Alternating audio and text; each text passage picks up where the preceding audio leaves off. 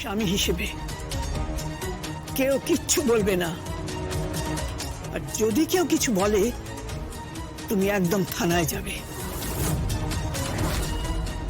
বলবে যে তোমার অধিকার কেড়ে নেওয়া হচ্ছে, আর বাকি সাক্ষী তো আমি আছি। আপনি কি বলছেন কি? হ্যাঁ, কি বলছেন আপনি? আপনার কি মাথা খারাপ হয়ে গেছে? মিস্টার চ্যাটার্জি, ওকে সামলান প্লিজ, আপনার মাকে সামলান।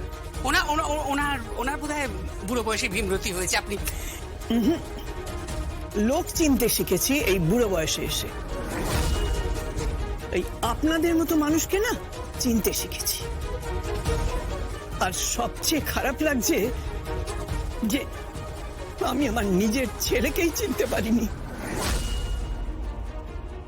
যে জানতো যে তার বোনকে কারা মেরেছে। মা প্লিজ, মা আমার কথা শোনো প্লিজ। মা, কোনো কথা নয়, আর কোনো কথা নয়। আমার চোখে আর নিচে নেমে যেও না। আমার মাতৃত্বকে আর অপমান করো না প্লিজ।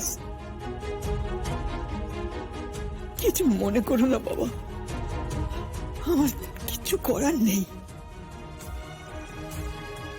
তুমি তো সাক্ষী যে জুয়ের বিয়ে হয়ে গেছে।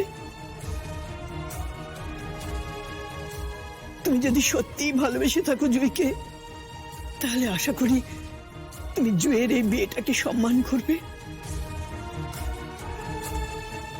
চল সুরভি, চল। কি করে কি ম্যানেজ করবেন সেটা আপনি জানেন মিস্টার চ্যাটার্জি, বাট জুঁই সুস্থ হলে ওকে আমাদের বাড়িতে নিয়ে যাব, না হলে আপনি শেষ। চল সঞ্জিত।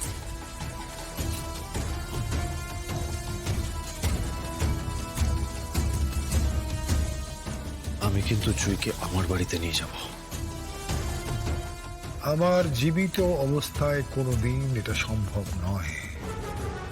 আমি যখন ডুবেছি, আমি যখন চোরা বালিতে পা রেখেছি, আমি এটার শেষ দেখেই ছাড়ব, শেষ।